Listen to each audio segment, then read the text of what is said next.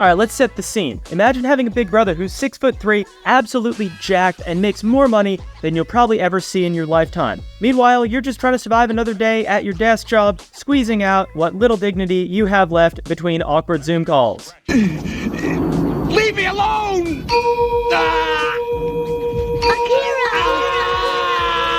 Well, that's the life of the MK3 Toyota Supra, and also just a little bit depressing.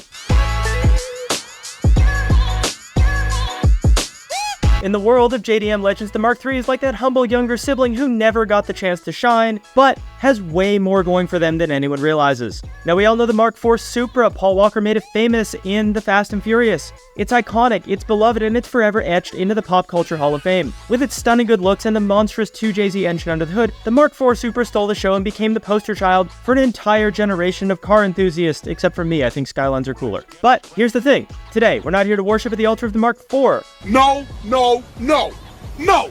Hell no! No! No! No, today we're going to be giving the MK3 the respect it's owed. Because believe it or not, this car is an 80s tech marvel with raw performance that, with a little love, can turn into an absolute beast on the street and put the MK4 to shame.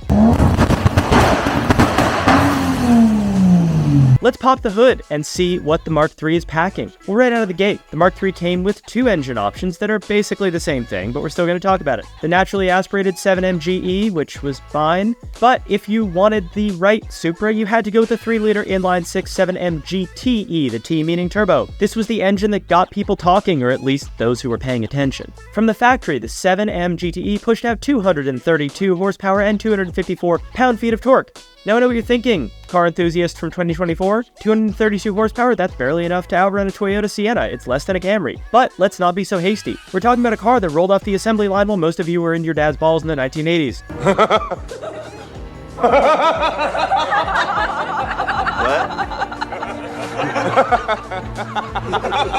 When most cars were struggling to break the 200 horsepower barrier. And here's the kicker, the 7MGTE had potential. Think of it as the nerdy kid who quietly excels in everything that they do, but doesn't quite hit their stride until later in life. However, if there's one thing that MK3 owners know all too well, it's the Achilles heel of the 7MGTE, the head gasket. Yes, that infamous head gasket failure. The techs at Toyota decided to under-torque the head gasket bolts, which led to a lot of blown head gaskets and even more frustrated owners. The phrase blown head gasket became synonymous with the Supra, the MK3, almost like it was a rite of passage to experience it at least once. But here's the thing, once you throw some ARP head studs in there and a metal head gasket and address this issue, this engine transforms into something truly special. Or throw it in the dumpster and put a 1J in there, into your call. With the head gasket issue sorted, the 7MGTE becomes an absolute weapon. This engine is just begging to be modified. You see, while it was factory rated, at only 232 horsepower, it's got the bones to handle quite a bit more. And I mean, quite a bit. We're talking about pushing the limits here with ease. As long as you know what you're doing, you've got a good tuner, and you buy the right parts from threepiece.us in the description down below. Let's get into the fun, the modifications. Well, if you're into the MK3, you probably want to tinker with your car a little bit and make it faster, louder, and all around better. The MK3 Supra is the perfect platform to do that, and on a budget. Now, you're going to want to address that pesky head gasket first. I don't care what the forums tell you. Get your ARP studs, get your metal head gasket, put it on there, call it a day. First up, upgrade your turbo. The stock turbo is decent, but it's a 90s Japanese car. If you want to really wake up the engine, it's time for a bigger turbo upgrade, and the right one can push you into the 400 horsepower range without breaking a sweat. The 7M bottom end limit is highly debated, but 400 is easy. You're going to want to keep things cool. The stock intercooler does the job at stock boost levels on stock turbo, but if you're cranking up the boost, a larger front mount is a must. It helps prevent heat soak. It gives you an aggressive front mount look. It's going to be required at some point. You might as well buy it now. Treadstone makes a nice core. Buy an eBay one. I don't really care. It's an intercooler.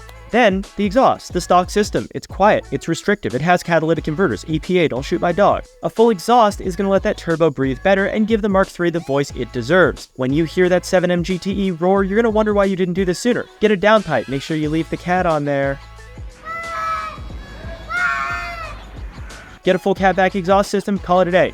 Can't forget the ECU. The stock ECU is fine for daily driving, but if you're serious about performance and you want to protect your engine, get a Haltech. I don't care what other brands are out there, buy a Haltech. They're great ECUs. They're user-friendly, they're highly tunable, they give you the flexibility to squeeze every last drop of performance out of your setup, and Haltech's engine protection saved my RB26 twice, so shout out Haltech. With these mods, you're looking at a car that can easily keep up with modern sports cars, and if you keep turning it up, you're going to be out there gapping SVJs. Now the best part, you're still running stock internals. The 7M GTE is that good when it's properly cared for. Alright, now you got the power. But what good is all that grunt if you can't keep it on the road? That's where the Mark III's handling comes into play. This car comes with a double wishbone suspension setup out of the box. And it's a pretty good foundation, but let's be real here. This car's over 30 years old. Those OEM bushings are probably more worn out than a pair of old sneakers, and the shocks might as well be made of marshmallows, which sounds delicious. First things first, coilovers. This is a must-do mod if you want your Mark III to handle like a dream. No option here, coilovers. I recommend BC Racing or Silvers. You're going to hear me talk about these brands a lot. I like them. They're good brands. They're going to give you the perfect ride height. They're going to firm up the suspension. They're going to make your Mark III feel like it's glued to the road. If you're made of money, buy KWV3s. If you're watching this video and you're made of money, it is probably not the video for you.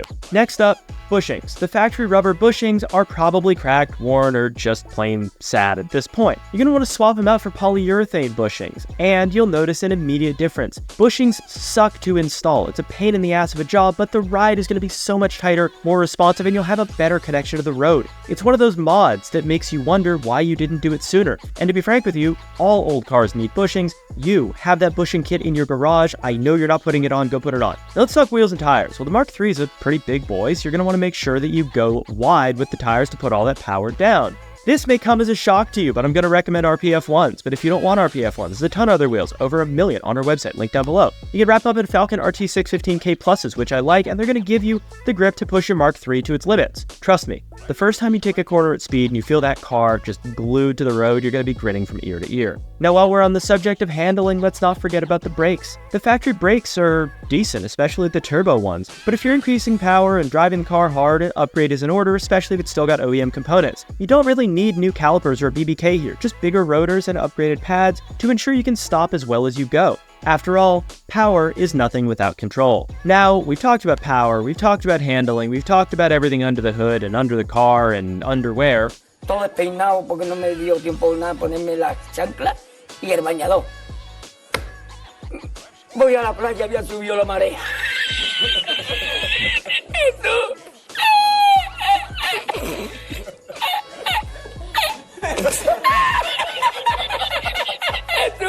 But what about where you spend most of your time? Well, the interior. The Mark III's interior is like stepping into a time machine, straight back to the 80s with much less cocaine. It's got boxy, angular design that screams future, or at least what people in the 80s thought the future would look like. And honestly, it's awesome. There's something undeniably cool about those old school bucket seats, the 4-spoke steering wheel, and the retro gauges that light up with that unmistakable 80s glow. But let's face it, while nostalgia's great, the comfort and tech leave a lot to be desired by today's standards, and the aftermarket makes it easy. First up, the seats. The stock seats are decent if you want a period correct look or if you enjoy sliding around like a kid on a slip and slide every time you take a corner. But for those who like to stay put while driving, a seat upgrade is in order. Get Brids, get Recaros, get Sparkos. Yes, it's pronounced Brids. Someone from Japan said that once, and we'll probably put it in the video. Once you've swapped out the seats, you're going to wonder how you ever lived without bucket seats in any other car. Yes, they're uncomfortable, but they really help. Now we're going to talk about something that I also talked about in our Prelude video, which might not have come out by the time we release this, but there you go. The community. If you're part of the Mark III family, you know what I'm talking about here. There's something special about being part of this group, and it's not just because they all share the same blown head gasket. It's because they all share the same passion. Sure, Mark III owners might get a little side-eye from Mark IV owners, but for the most part, the Mark III crowd is tight-knit, welcoming, and always down to help a fellow enthusiast. Whether you're looking for advice on a tricky mod, need help diagnosing an issue, or just want to show off your car, the Mark III community has your back and is collectively super supportive and friendly. Now, one of the coolest things about the Mark III community is the sense of camaraderie. They're all in this together. They all understand the challenges and rewards of owning and building a Mark III. There's a certain pride that comes with owning a car that's often overlooked and underrated, yet capable of so much. It's like being part of a secret club where everyone knows the true potential of the Mark III, but very few know the password to get in. So in conclusion, should you buy a Mark III Supra? Well, I think so, yeah. They've kind of been overlooked. They're a little bit undervalued. Does the Mark III deserve more respect? Yes, it's a car that was way ahead of its time and was the basically testbed for the Mark IV. It has the potential to become something truly special. Sure, it doesn't have the Hollywood fame of the Mark IV, but that's exactly why it's such a hidden gem. The Mark III is the underdog. It punches out of its weight class. It's a sleeper. It's the car that makes people do a double take and say, is that a Supra? When they realize just how capable it is. Whoa! Is that a Supra? With the right mods and a bit of TLC, the Mark III is not just a good car, it's a great one. It's a car that can hold its own against much newer, more expensive machines and do it with style and an 80s flair. The Mark III has soul, it's got character, it's hard to find in modern cars, and that's what makes it so special. So the next time you see a Mark III cruising on the road or at a car meet, give it a second look. You might like what you see, and heck, you might be looking at your next project car. Thank you guys so much for watching the video. If you like this style of video, drop a comment down below with what car we should do next. Hit the subscribe button, hit the bell button. I don't know where they are. I just pointed stuff off screen. Go down in the comment, go down into the video description, add your car to our gallery, buy some wheels from our website so we can keep making videos, and I'll see you in the next one.